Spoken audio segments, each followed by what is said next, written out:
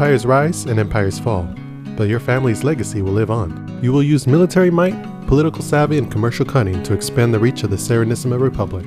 Fame and influence will be yours as they chant your name in the city of Venetia. Your goal, as the head of a powerful family, is to accumulate the most fame in the Republic by spreading your influence throughout the Mediterranean. The game revolves around action dice. The dice will be rolled and will go into a common pool for players to select on their turn. The dice will dictate how many and what types of actions you'll be able to do. There are 3 types of dice, and in turn, 3 types of actions. There's military, political, and commercial. On your turn, you will select one of the available die and play out the corresponding action. Each die tells you the number of actions you'll have and if you or your opponents will draw a card.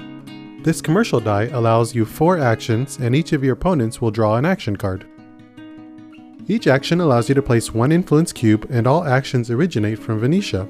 In order to place influence cubes in cities, where you'll gain victory points, you must first be able to reach it by sea.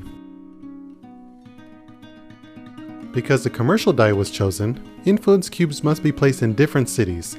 It's a good way to spread quickly. Whenever the number of cubes in a sea space is equal to the number printed on the space, a Venetian control marker is placed. Players no longer have to place an influence cube in that sea space in order to reach the adjoining cities. In this way, the reach of the empire grows and allows players to spread out further and further. There's an organic feeling of expansion as the game plays out, almost as if you were working together. Almost. Moving back to the action dice, this political die allows you 2 political actions and an action card. Again, you must start from Venetia, but since the sea space is now controlled by the Republic, you don't have to use an action to reach the adjoining cities. Because a political die was chosen, all influence cubes must be placed in a single city. It's a good way to bolster your influence.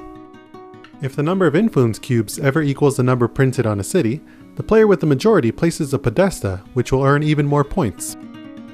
The last die is the military die.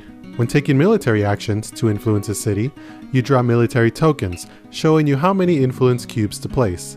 It's risky, however. You might draw a 0 or incite a counterattack from enemy forces. There's plenty more to go over, including doge elections, fighting enemies and pirates, revolts, and action cards that let you do some powerful moves. There's even advanced rules for more in-depth elections and historically accurate setups. But these extra elements mostly serve to elevate the game's historical milieu. The essence of the game is really about influencing and controlling the various cities.